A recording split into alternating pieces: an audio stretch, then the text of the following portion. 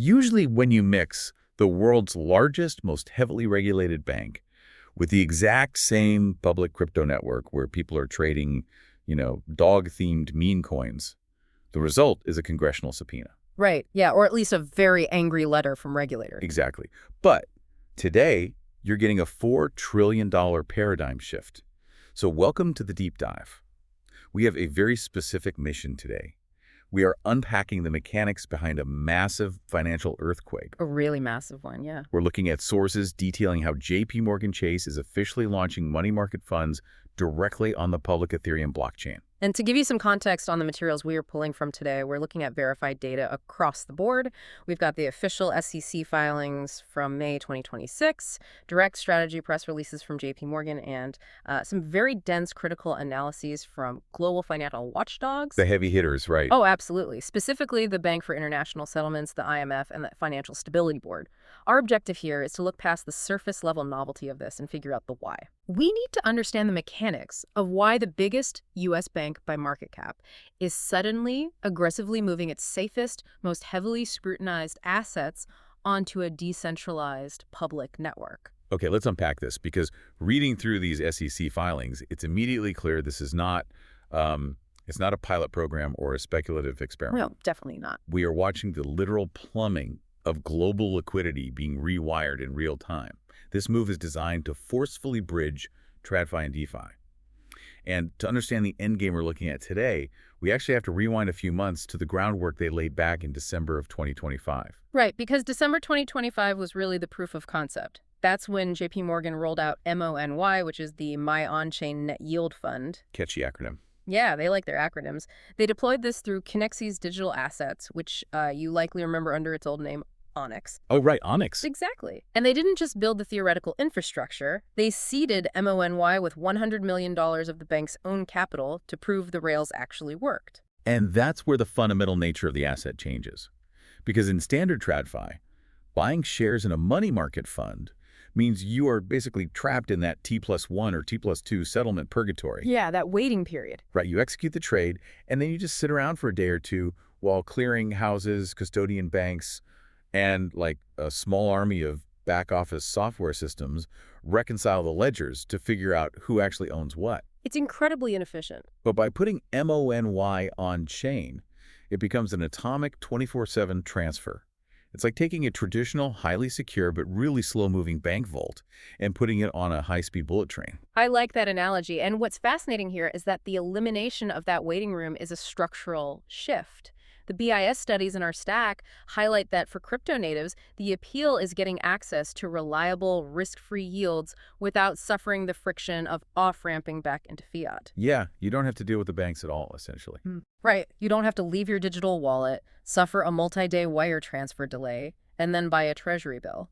The tokenization of real-world assets is already a market exceeding $32 billion. Wow. And you have BlackRock and Franklin Templeton deeply entrenched here already. But the inflection point is that JPMorgan is the absolute largest GSIB, meaning global systemically important bank, to launch on public Ethereum. So they're validating it. Exactly. That scale severely accelerates institutional adoption because it effectively sanctions the network for everyone else. Okay, so MONY proves you can bypass the traditional 2-day settlement delay.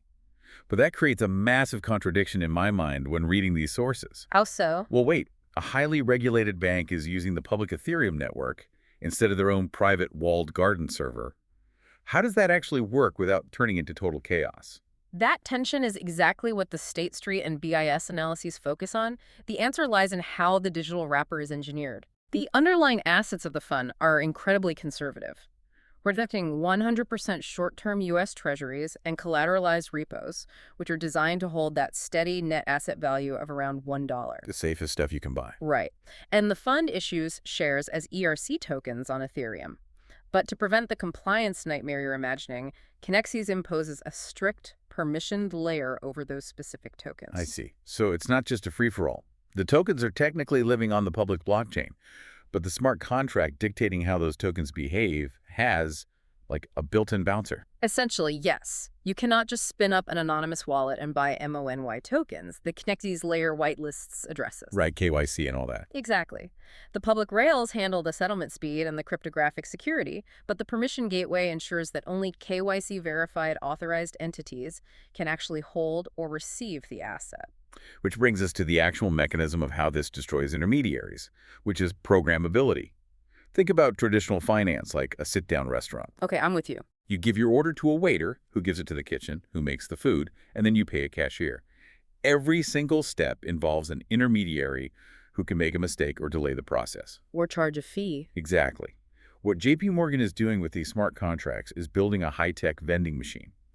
The compliance rules, the whitelisting you just mentioned, are physically coded into the machine. The transaction is atomic. Right. No human compliance officer needs to manually review a transfer on a Tuesday afternoon, because if the receiving wallet isn't on the coded whitelist, the machine simply will not dispense the token.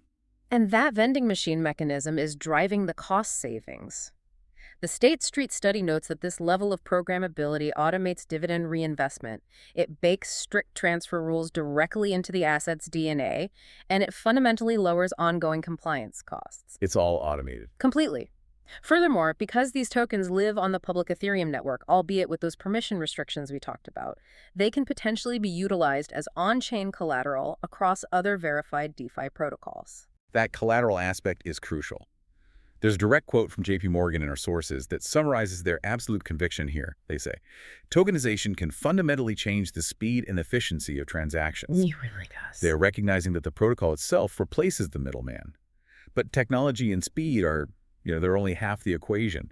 If we want to understand why this is suddenly accelerating into a full-blown land grab in May of 2026, we have to look at the regulatory catalyst. Yeah, the regulatory landscape shifted, and JPMorgan weaponized that shift. This brings us to their brand new SEC filing for the second fund, which is the JPMorgan On-Chain Liquidity Token Money Market Fund, or JLTXX. Here's where it gets really interesting.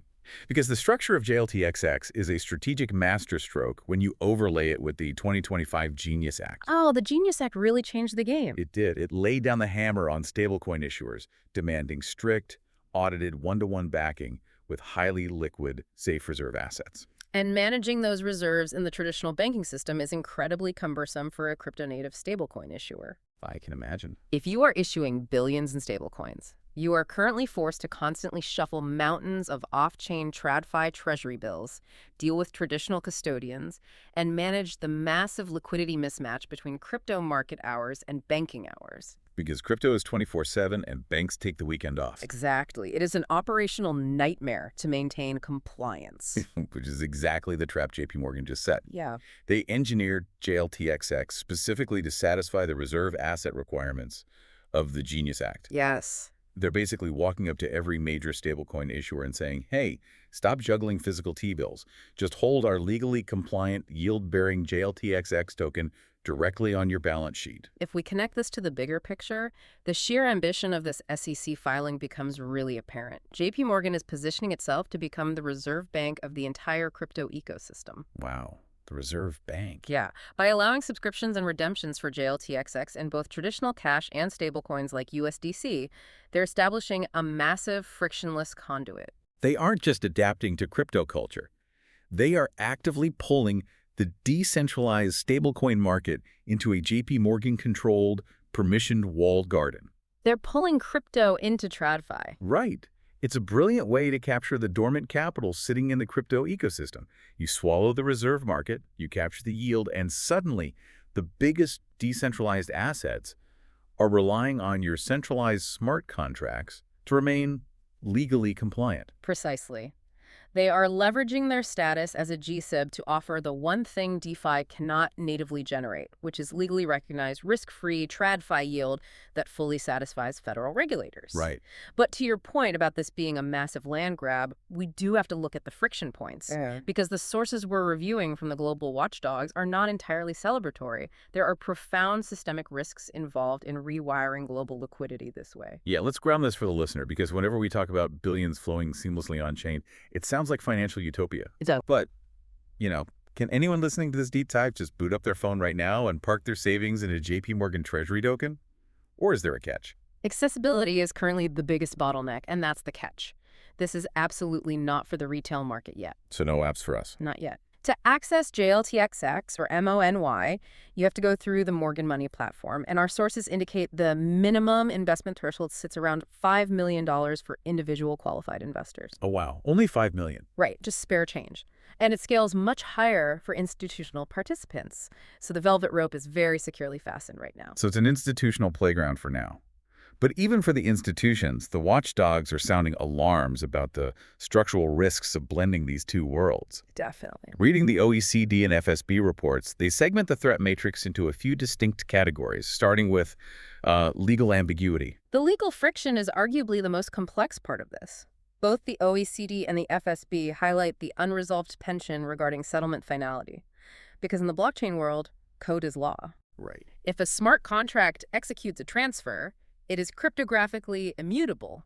But in the real world, commercial law dictates finality. Right. If a human judge rules that a specific on-chain transaction was fraudulent or part of an illicit transfer, how do you legally enforce a reversal on a ledger that is explicitly designed to be irreversible? That is the exact paradox the OECD report flags.